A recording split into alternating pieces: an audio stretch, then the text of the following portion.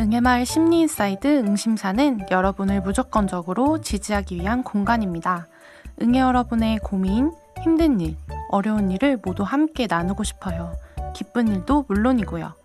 사연을 남겨주시면 여러분들에게 응원의 에너지를 전달해 드릴게요. 3명의 응원단, 댕강, 댕실, 댕근 과 함께 우리에게 필요한 건강한 마음가짐은 무엇일지 심리학을 토대로 함께 고민해봐요. 그럼 지금 시작합니다. 안녕하세요. 저는 30대 중반 워킹맘입니다. 요즘 하루하루가 전쟁 같아요. 아니 전쟁이라는 표현도 부족할지도 모르겠어요. 제 아들은 9살, 초등학교 2학년인데요. 1학년 때까지만 해도 학교 잘만 다니다가 어느 날부터인가 학교에 가기 싫다고 말하기 시작하더니 이제 아예는 엄마, 나 학교 안 가면 안 돼? 이렇게 대놓고 이야기를 하더라고요. 처음엔 그냥 단순한 아침 늦잠 때문인가 싶어서 오늘만 힘내서 가보자고 설득을 했는데 그게 아니었어요. 아침마다 아이를 깨우면 침대 속으로 더 깊이 파고들어요. 억지로 일으켜 앉히면 눈물부터 터져나와요. 학교 가기 싫어. 엄마, 제발 오늘은 가지 말게 해줘. 이렇게 떼쓰는 아이를 보면서 저는 도대체 뭐가 문제인지 고민하기 시작했어요. 처음엔 혹시 학교에서 무슨 일이 있었나? 그런 생각을 했어요. 친구들이랑 싸운 건지 선생님한테 혼난 건지 왕따를 당하는 건 아닌지 조심스럽게 물어보기도 했어요. 그때마다 아이는 고개를 저으면서 그냥 가기 싫어. 너무 힘들어. 이렇게 힘들다고만 말을 해요. 어떤 날은 열이 난다고 하고 어떤 날은 배가 아프다고 말해요. 그런데 신기하게도 학교 안 가도 된다. 그렇게 말하면 갑자기 멀쩡해져요. 처음엔 꾀병인가 싶었지만 인터넷을 좀 찾아보고 주변에 물어보니 학교를 거부하는 애들이 종종 있더라고요. 왜 가기 싫어? 라고 물어보면 아이는 그냥 너무 힘들어 이런 말만 반복해요. 학교에서 뭐가 힘든데 이렇게 물어봐도 대답이 없어요. 어느 날 아이가 저한테 조용히 그러더라고요. 엄마, 학교에 있으면 너무 답답해. 그 말이 계속 머릿속에서 맴돌아요. 학교가 답답하다고? 도대체 왜? 솔직히 전 이런 경험이 없었거든요. 저의 학창시절에 학교야말로 저에게는 정말 큰 해방구였어요. 그래서 아이의 이 말이 솔직하게 정말 이해가 안 되는 거, 그게 가장 큰 문제예요. 저는 그냥 남들처럼 평범하게 아이가 학교에 잘 다니고 친구들과 잘 어울리면서 밝게 성장하길 바랄 뿐인데 왜 우리 아이만 이렇게 학교를 힘들어하는 걸까? 이런 생각을 계속하게 돼요. 매일 아침이 전쟁이에요. 억지로 보내야 하나? 아니면 당분간 쉬게 해야 하나? 혹시 저 같은 고민을 해보신 부모님 계신가요? 정말 어떻게 해야 하나요? 쉽지 않네요. 정말. 워킹맘이신 거죠? 쉽지 않은데요?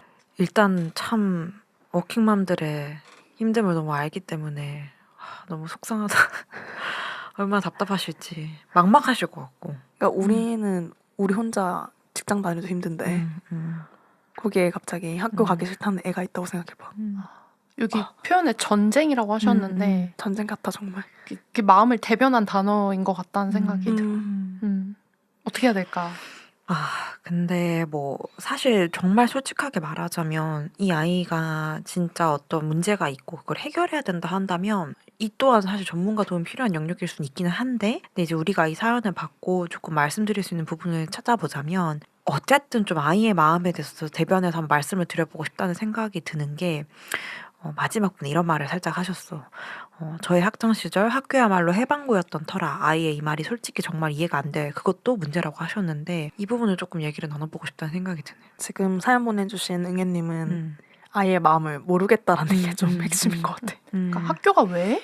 학교 좋은데 왜?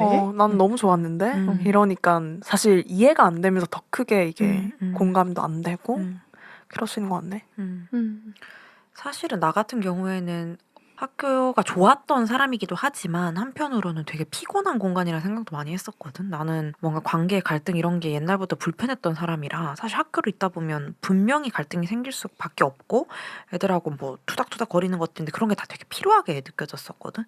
그래서 이 응애님의 자녀분이 어떤 이유로 이런 감정을 느끼는지 나는 알 순 없지만 학교가 좀 피곤한 공간이고 지옥 같을 수도 있겠다는 생각에 동의는 돼. 나도 학교가 막 그렇게 싫진 않았는데 생각해보면 9살 지금 생각해보면 되게 어린 것 같아. 유치원 솔직히 얼마 되지 않았고 졸업한 지 얼마 안 돼서 학교 다니는데 학교에서는 아무리 뭐 선생님에 따른 학생 수가 점점 줄어들고 있다고 하더라도 케어를 하나씩 못 해주는 상황에서 1교시, 2교시, 3교시 책상에 앉아있는 그게 누군가에겐 진짜 어려울 수는 있겠다. 다 똑같이 그냥 책상에 딱 앉아서 수업에 집중하고 선생님 말씀 잘 듣고 친구들이랑 잘 지내는 거? 그거 생각보다 좀 어려울 수 있는 과업 아닌가? 이런 공감도 되긴 하는 것 같아. 근데 가만 생각해보면 그 나이 때 아이들에게 맡겨진 어떤 역할 같은 거잖아. 근데 그걸 우리의 역할로 가져와서 그걸 잘해야 된다라고 생각하면 직장 다니면서 회사 사람들이랑도 잘 지내야 되고 내 일도 잘해야 되고 여기가 정말 해피해피한 공간이어야 되고라고 생각을 하면 모르겠어. 난 안 그렇거든. 그치? 근데 그걸 아이들에게 똑같이 이렇게 그 맞춰서 학교에서 잘 공부도 열심히 해야 되고 성적도 좋아야 되고 아이들 친구들이랑도 잘 지내야 되고 되게 생각보다 엄청 이거 부담스러운 일이다 라는 생각이 좀 드네. 맞아. 그리고 사실 그런 문제가 없더라도 힘들 수 있을 것 같아. 친구들이랑 잘 지내고 뭐 왕따 문제 있나 확인하셨는데 없다고는 했잖아.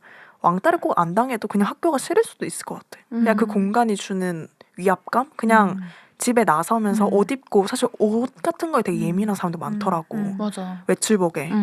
외출복 입고 신발 신고 뭐 실내화 신고 이러는 것 자체가 되게 예민할 수도 있다고 생각을 하기 때문에 그런 거를 조금 더 면밀히 들어볼 필요는 있을 것 같아. 사실 이런 논의들이 다 가설이고 우리가 이제 가능성들을 조금 더 말씀드리는 건데 가장 핵심은 자녀는 응애님과 다를 거고 자녀가 불편하게 느끼는 부분은 분명히 또 되게 세부적으로 다를 수가 있다는 점. 그래서 아이의 입장을 되게 열린 마음으로 보시지 않으면 진짜 이해하기 어려울 수도 있겠다는 거. 그래서 이걸 조금 더 확장해보면 우리가 왜 MBTI 검사하듯 성격 기질 검사 같은 것도 하게 되는데 그 기질이라는 거의 핵심이 사람은 다 타고난 경향성이 있고 그 경향성에 맞게 환경이 구축이 되고 그 기질을 조금 발휘할 수 있는 환경이 되어야만 좀 사람은 좀 더 행복하게 잘 기능적으로 살 수 있게 되고 타고난 단점 같은 것도 보완할 수 있는 게 되는 건데 결국 이것도 핵심이 사람마다 타고난 경향성은 다르다. 그래서 그 아이에 맞는 환경, 아이에 맞는 대처가 되게 필요할 텐데 응희님이 조금 열린 마음으로 아이의 상황을 한번 보실 필요는 있을 것 같다. 난 뭐 등교 거부라는 게 하나의 지금 사연으로 보내주셨지만 여기서 핵심은 막 이런 말 되게 많잖아. 내 배에서 나왔는데 내가 모르겠다. 근데 사실 돌아보면 당연히 모르는 거 아닌가? 이런 생각이 들어. 근데 부모와 자식 간에 서로가 되게 힘든 포인트가 난 뭐라고 생각하냐면 자식도 예를 들면 나랑 똑같아야 되지. 나의 성향과 똑같아야 되고 내가 경험한 거에 비쳤을 때 거기에 똑같이 가야 되는데 아닌 경우가 나타나면 부모가 갑자기 지레 겁먹고 당황하고 그러면서 자녀에게 되게 또 다른 의미 압박을 주고 이런 것들이 어떻게 보면 뭐 등교 거부뿐만이 아니라 여러 가지에서 나타날 수 있는 되게 본질적인 원인이지 않나 하는 생각이 좀 들어. 왜냐면 부모와 자식 간의 관계가 제일 힘들잖아. 그 힘듦의 본질은 너무 쉽게 가져간다 오히려. 친구 만나거나 연인 만날 때는 오히려 좀 그 사람이 다른 사람이기 때문에 더 이해하려고 하는데 부모 자식은 같은 배에서 태어났다는 이유로 조금 더 쉽게 생각하지 않나? 그런 생각이 드네. 근데 그런 면에서 이 등교 거부라는 게 엄마 입장에서는 엄청 걱정스러운 상황은 맞는 것 같아. 확실히 맞지. 만약 내가 지금 학교 안 가겠다. 그것도 지금 초등학생인데 이렇게 얘기하면 나 정말 엄청 나도 고민될 것 같거든.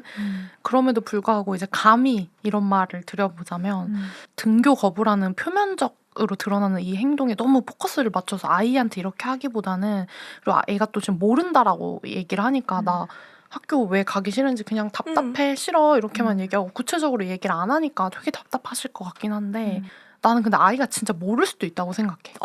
왜냐면 아직 발달 단계인 거잖아. 지금 응애 이거 진짜 응애. 리얼 응애. 리얼 응애. 그냥 이걸로 모든 걸 표현하던 아이가 조금씩 이제 감정 분화되면서 뭐 이런 표현도 하고 이런 표현도 막 배워가는 단계란 말이야. 자기가 뭐 때문에 지금 이렇게 답답하고 불편한지 진짜 모를 수도 있을 것 같아서 그냥 단순히 이제 드러나는 이 요기에 너무 집중해서 너는 왜 학교를 안 가? 가야지.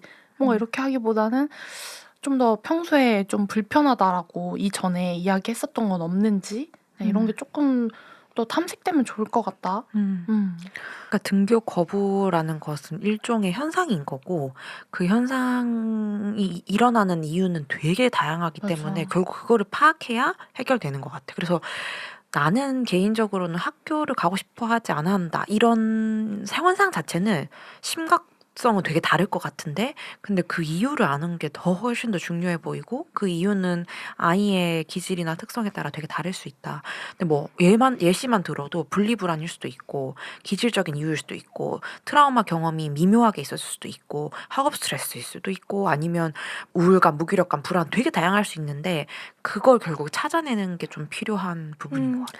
근데 사실 나는 이상적으로는 뭔가를 얘기할 수 있거든. 음. 근데 워킹맘이라는 게 좀 걸린다. 그러니까 워킹맘이라는 건 일단 회사를 계속 가셔야 되니까 사실 나는 좀 시간을 들여서 아이의 진짜 이 본질적인 답답함을 같이 알아보는 과정을 거치셨으면 좋겠어요. 이렇게 얘기하고 싶은데 워킹맘에게 또 이런 짐을 주는 것 같아서. 짐과 과제를 너무 크게 주는 것 같아서 또 쉽사리 말하기가 어려운 상황이야. 근데 조금 나는 좀 어렵긴 해도 조금 단호하게 말씀드리고 싶었던 부분은 이게 결국 우리가 여기 앞 시간까지 계속 얘기했던 부분이 아이를 조금 더 열린 마음으로 이해해보세요 이거잖아. 그치? 근데 그게 되게 핵심적이면서도 오히려 응애님의 마음을 조금 풀어내릴 수 있는 방법일 수도 있을 것 같은 게 나의 기준으로 보기 시작하면 애가 다 문제거든 사실은. 맞아. 그치. 근데 그게 어떻게 보면 이 문제의 시발점일 수도 있다. 맞아. 그래서 물론 실질적인 해결책을 찾아가는 과정이 수월하지 않을 거 너무 공감하고 같은 여성으로서 일하면서 아이를 돌본다는 게 얼마나 벅찬 것인지 너무너무 공감을 하지만 근데 우리가 말씀드린 방법이 되게 이상적이고 나이브한 거라기보다도 그게 되게 키일 수도 있어서 꼭 그 맞아. 부분을 말씀드리고 싶었던 것 같아. 맞아, 맞아. 가장 단순하지만 어려운기 때문에 꼭 해야 하는 거지. 근데 사실 그럼에도 사실 워킹맘의 그 라이프로 돌아와 보자면 어때요? 주변에서 워킹맘들 많이 봤을 텐데 진짜 힘들 것 같긴 하거든.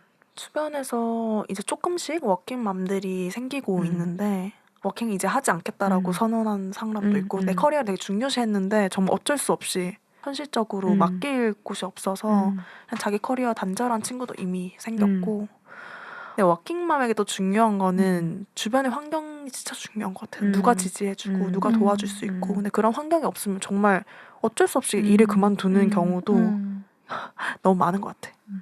그리고 나는 이제 주변에서 본 것 중에 물론 뭐 다 이제 역할 잘하시는 분들도 너무 많으시고 양쪽의 그런 밸런스를 잘 맞추면서 건강히 생활하시는 분도 너무 많이 봤는데 반면에 양쪽에 다 죄책감을 느끼고 계신 분들도 많이 봤어. 그러니까 회사에서는 이제 육아의 그런 것 때문에 뭔가 회사에서 퍼포먼스가 예전처럼 나오지 않는 것에 대해서 죄책감을 느껴하시고 집에 가서는 이제 또 회사에서의 힘듦 때문에 아이를 온전히 케어하지 못하는 거에 대해서 또 죄책감을 느껴하셔서 여기 가도 죄송, 여기서도 죄송. 뭔가 이 감정을 항상 이렇게 막 이렇게 달고 다니시는 분들도 꽤나 있으시더라고요. 그렇네. 어려워. 그래서 사실 정말 이것이야말로 이상적으로 말하자면 워킹맘들이 좀 더 뻔뻔하게 아이를 돌볼 수 있는 게 당연해지는 그런 사회가 만들어져야 돼. 그게 진짜 이상적인 것 같긴 한데 진짜 지금의 현실을 살아간다고 하면 진짜 여기서도 죄책감, 저기서도 죄책감. 대단하신 건데 맞지? 두 가지의 과업을 하시는 거잖아. 몰라 나 스스로도 아직까지는 여기에 대해서 명확하게 정의 내리지 못한 게 워킹맘이 정말 될 수 있을까? 그러니까 워킹과 맘이 같이 공존할 수 있을까라는 생각이 여전히 많이 들어서 출산이나 이런 거에 대해서 회피하고 있는 것도 같기도 해. 근데 뭔가 나는 방금 과거의 내 경험을 조금 떠올려 봤는데 왜냐면 우리 엄마도 엄청 워킹맘이었기 때문에 근데 내가 엄마를 보면서 되게 좋은 자극도 많이 받았거든. 우리 엄마의 그런 프로페셔널함 이런 거에 대해서.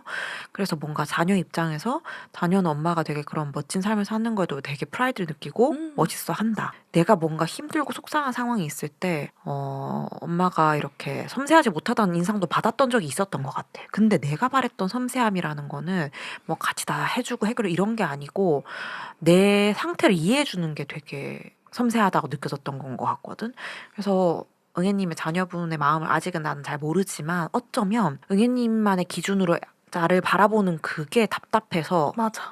그럴 수도 있는데 사실 아이가 원하는 건 엄마의 엄청난 더 추가적인 에너지를 바라는 게 아니고 너 진짜 힘들 수 있겠다 이런 말에 갑자기 아이의 행동이 변할 수도 있고 그게 아이도 수용받는 경험으로 느껴질 수도 있겠다는 생각이 좀 드네.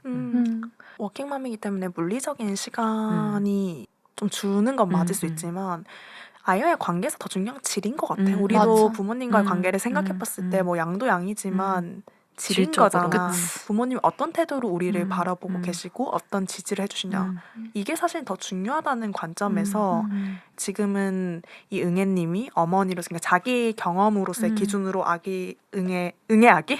아기 응애를 바라보고 계시기 때문에 오히려 그런 태도를 좀 바꾸는 게 질적인 관계 아기 응애가 바라는 게 아닐까. 난 그런 면에서 아기 응애에게 필요한 건 수용받는 경험이 아. 아닐까라고 생각해. 왜냐면 예를 들면 달팽이 앞에 큰 돌이 놓여 있어. 달팽이한테는 그게 엄청 큰 바위겠지. 자기 몸보다 크게 느껴질 수도 있고. 근데 사실 우리가 그걸 보면은 그냥 별거 아니지. 손으로 그냥 팅 하면 그게 없어질 그런 바위잖아.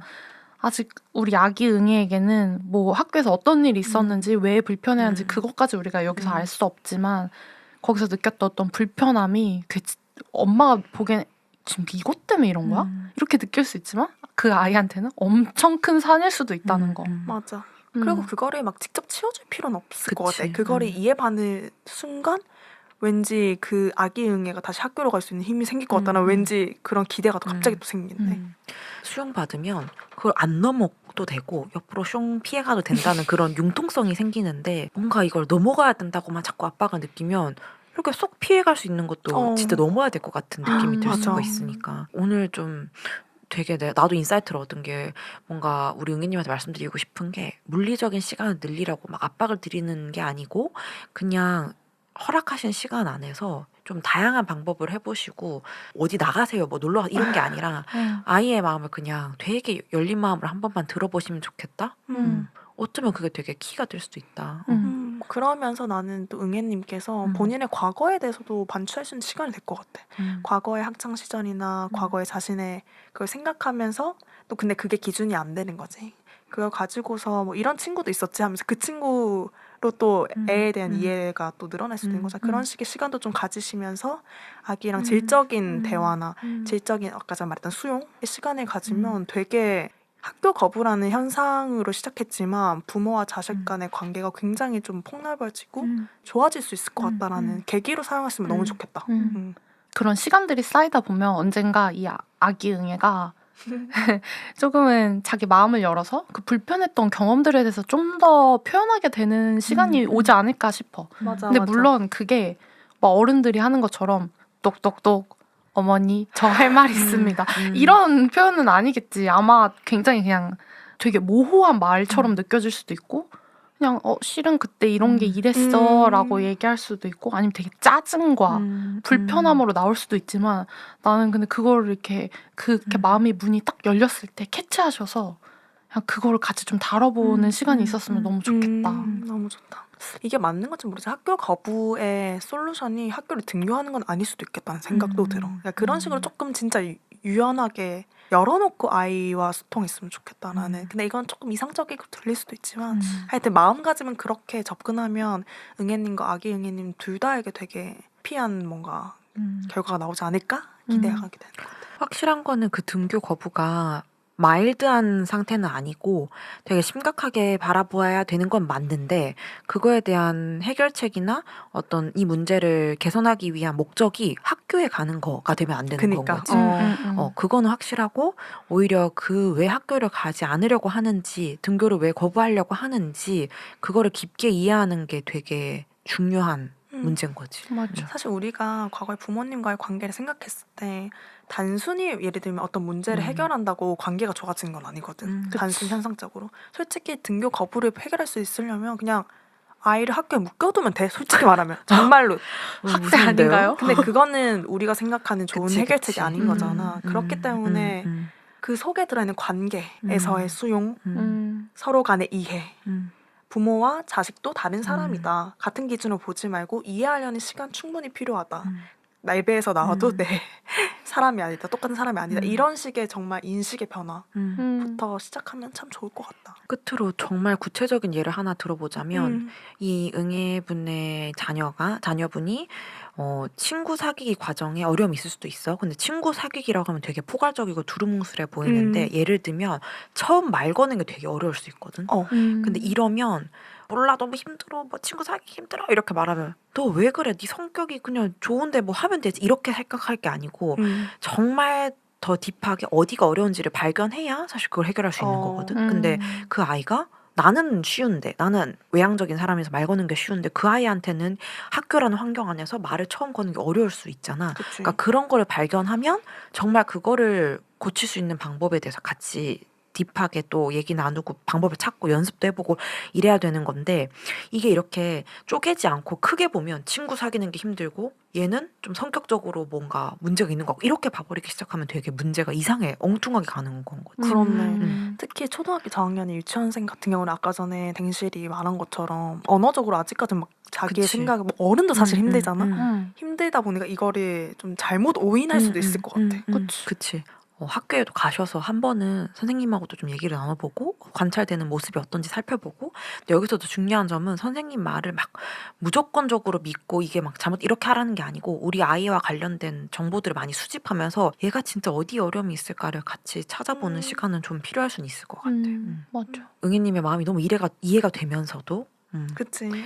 그치만 마음을 한번 바꾸시는 경험을 하면서 응애님도 자녀분도 마음이 좀 편해졌으면 좋겠다 이런 마음이 맞아. 들거든. 쉽진 않지. 오히려 단단해지는 기회가 됐으면 좋겠다. 맞아. 이 기회로 아예 새로운 또 그 돌파구가 될 수도 있어. 진짜 부모와 자식 관계가 더 좋아질 것 같아. 맞아. 그런 기대가 됩니다. 꼭 아이와 어떻게 푸셨는지 다시 또 새로운 어려운 점이 생기실 수도 있고 한데 꼭 그 뒷얘기도 다시 한 번 더 보내주셨으면 좋겠어. 맞아요. 저희도 계속해서 응원하고 있겠고 워킹맘으로서 너무 잘하고 계시니까 직장에서든 또 가정에서든 죄책감 가지지 마시고 잘하고 있으니까 계속 저희가 응원을 하겠습니다. 자, 그럼 우리 응애 마을의 고루 외치고 한번 마무리 해볼까? 오케이. 나 응애는 귀엽기 때문에 존재만으로 사랑받을 만하다. 나 응애는 귀엽기 때문에 존재만으로 충분한 사람이다. 오늘도 참 잘했어요. 안녕.